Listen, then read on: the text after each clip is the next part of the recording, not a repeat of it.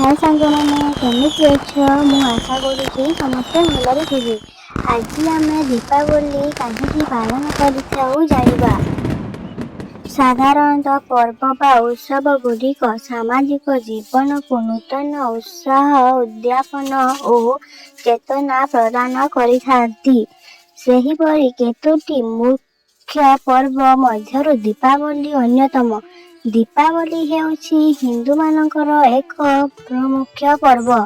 प्रतिवर्ष भारत सहित अन्य प्रमुख देश मानकरे मध्य एहा महा आडंबरे पालन करा जाय। दीपावली कार्तिक मास कृष्ण पक्ष अमावास्या दिन दीपावली उत्सव पालित हुए। पृष्ठभूमि भारत रे पालन करा जाउथिबा प्रत्येक पर्व सहित कौनसी ना कौनसी घटना बोली संपृक्त कथित अछि। एही दिन प्रभु रामचंद्र लक्ष्मण और माता सीता 14 वर्ष वनवास समाप्त करी अयोध्या को फेरिथिले। रामचंद्रଙ୍କ आगमନରେ अयोध्यावासी दुआरे दुआरे दीप जाली तांको स्वागत करथिले।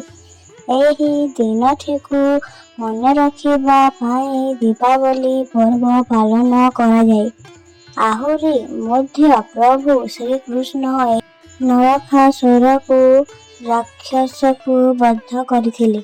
एही दिन समुद्र मंथरु लक्ष्मी आविर्भाव होइथिले।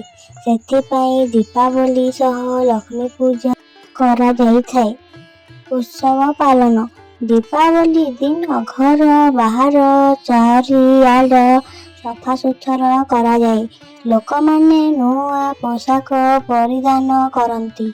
एही दिन देवी लक्ष्मी गणेशंकर पूजार्चना करा जाय। घरे घरे खीरी पिठा मिठा एवं अन्य स्वाद व्यंजन प्रस्तुत करा जाय। संध्या हेबा मात्रे चारिआडे माल माल दीप सबु जली उठे। आलोक मालरे घर सबु सजा होइथाय। अमावास्यार घन अंधार राति दिन परी मने हुए। एहा परे पितृपुरुषंको पिंडदान दिया जाय। कांजिया काठी जलाई पितृपुरुष बा बड़ बड़ियाको आह्वान करा जाय। एहा परे आरंभ हुए बाण फुटा फुलझरी ताल फटका घड़ी बाण रकेट आदि बाण फुटाई पिला ठारू बड़ जाए आनंद अनुभव करती। दीप जलाइबा और बाण फुटाइबा जोगु अनेक दुर्घटना मध्य घटिथाय। वर्षा ऋतुरे मशा माछी और अन्यान्य कीटपतंग मानकर संख्या यथेष्ट वृद्धि पाए।